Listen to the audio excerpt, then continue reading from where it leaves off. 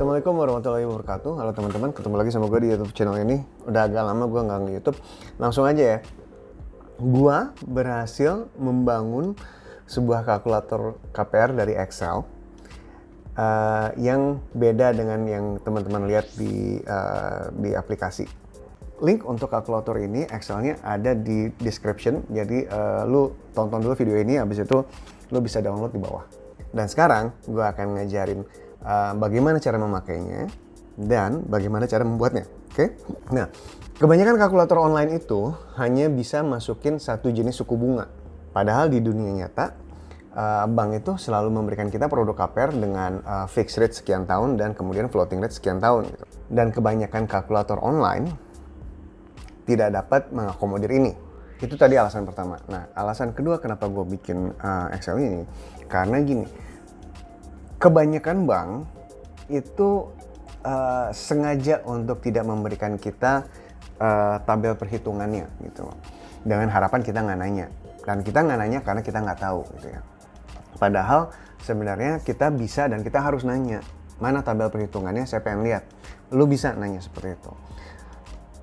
Nah, tapi masalahnya beli rumah kan you don't know what you don't know gitu ya, karena kita jarang beli rumah. Jadi kebanyakan orang nggak minta tabel perhitungan ini dan bank nggak ngasih gitu karena. Nah, ini bentuknya seperti ini. Jadi tabel perhitungannya ada di sebelah kiri, grafiknya ada di sebelah kanan, kemudian tabel bulanannya, angsuran bulanannya ada di bawah. Nanti kita kesana dulu ya. Nah, jadi gini.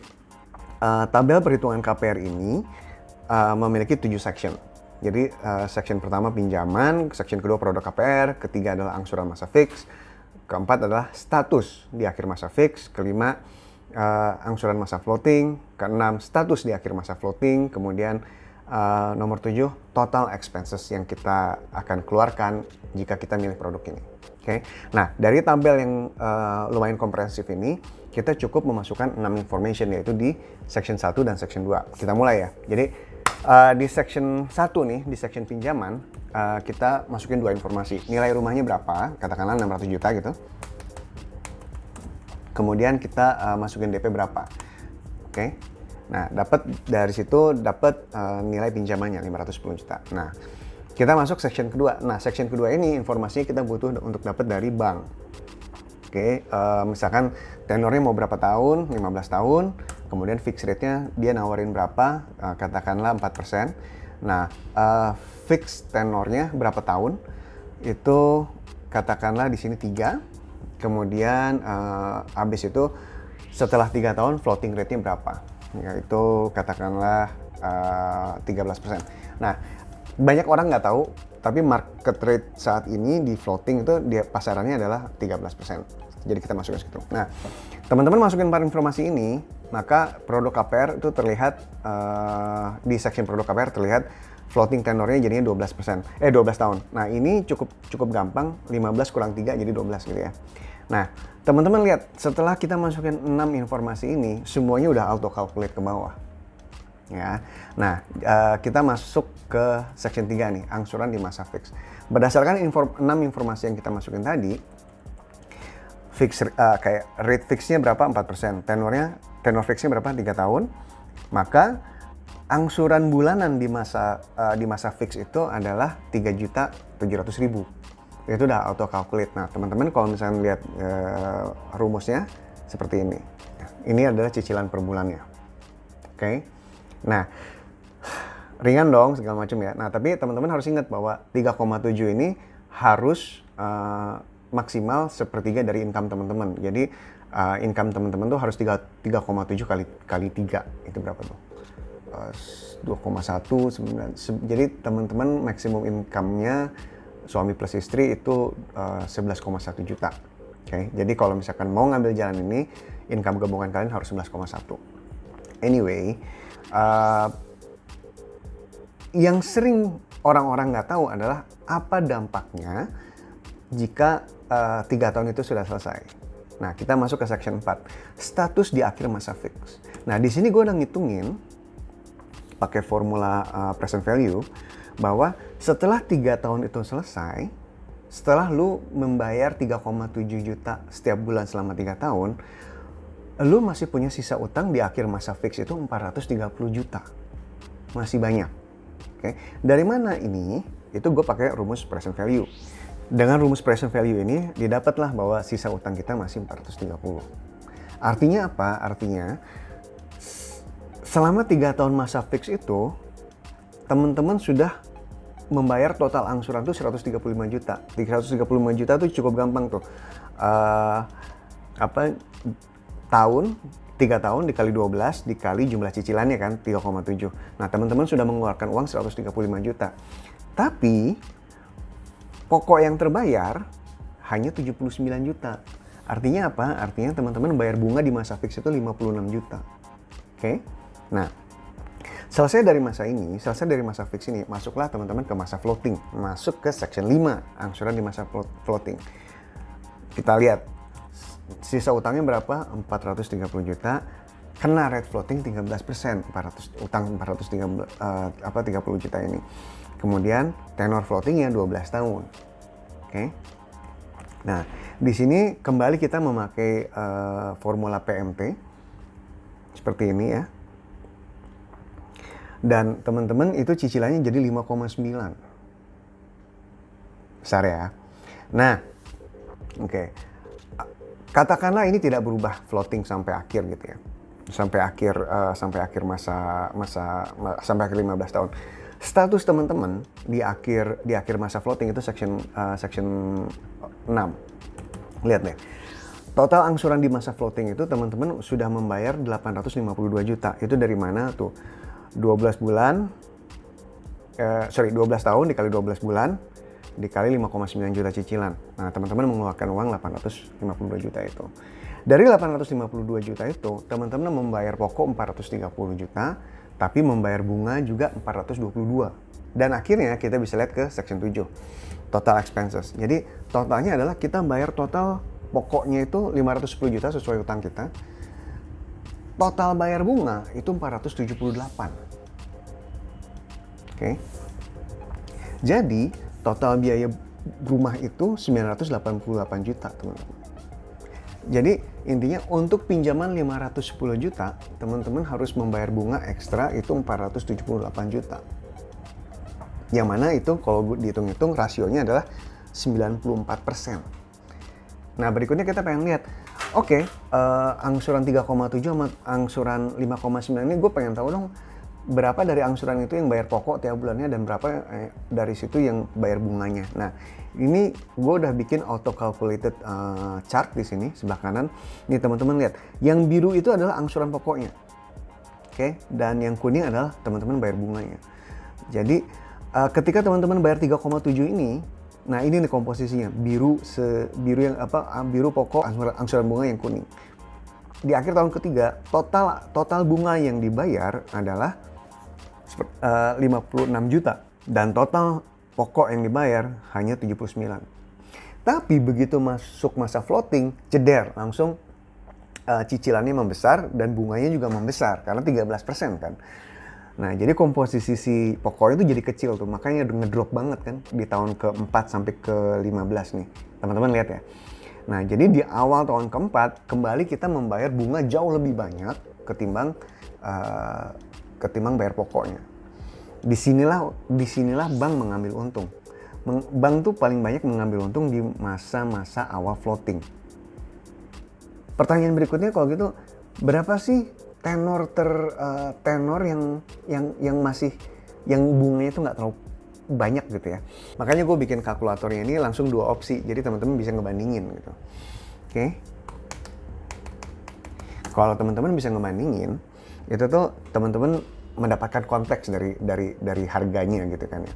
Misalkan teman-teman minjem 510 tapi harus bayar 988 gitu. You don't know if it is good or bad. Karena apa? Karena you have nothing to compare. Nah, makanya ada opsi kedua, so that you can compare gitu ya. Opsi kedua katakanlah gini, sama-sama 15%, oke. Kemudian tenornya itu katakanlah 6%. Gue bikin 6%, oke. Sama-sama fixed rate-nya 4% dan sama-sama selama 3 tahun. Nah, setelah gitu tahun ke-456 jadinya 13%. Oke.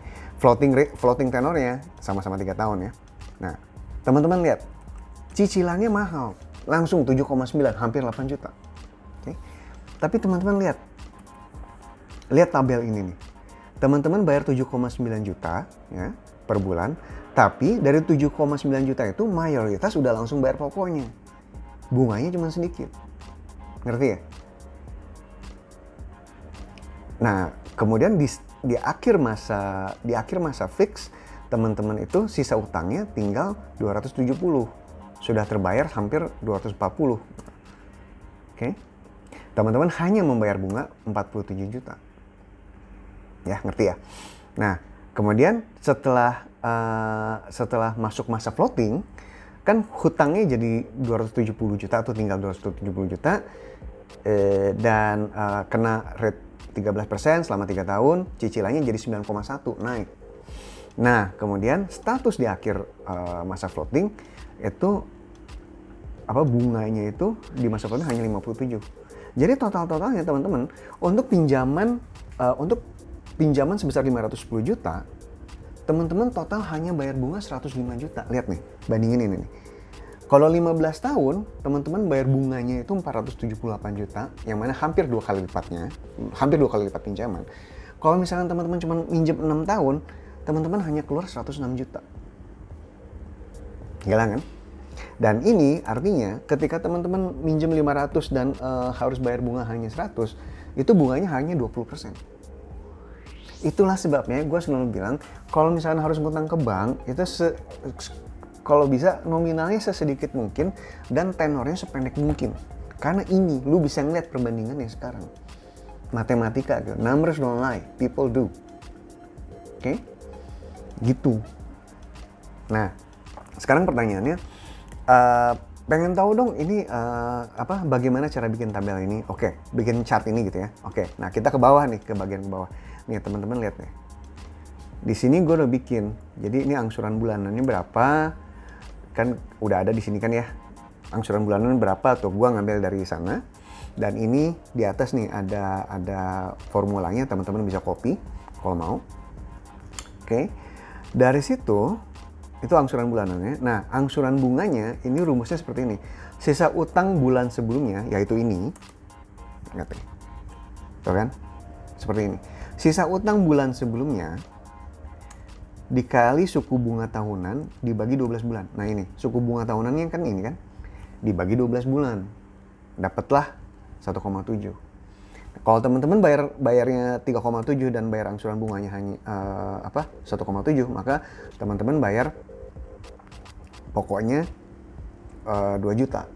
Oke. Jadinya segini. Oke. Dan oleh karena itu di akhir bulan pertama utang lu turun tuh dari 510 ke 507. Oke. Nah, di bulan kedua angsurannya kan tetap sama, tapi angsuran bunganya mengecil. Kenapa? Karena kan sisa utang lu udah mengecil. Nah, itu gitu. Jadi sisa utang lu yang 507 ini lagi dikali 4% per 12 bulan itu. Dapatlah kayak gini. Kemudian terus bulan ketiga seperti itu. Jadinya dikalinya ke 505, bulan keempat dikalinya ke 503 gitu. Bulan kelima nanti dikalinya ke 501, terus saja seperti itu. Oke.